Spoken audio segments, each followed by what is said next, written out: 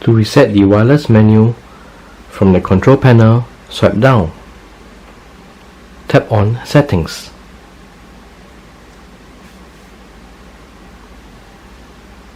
Select Network Setup. Scroll until you see Restore Network Settings. Now, be very sure that you want to restore the network settings before you tap on Yes.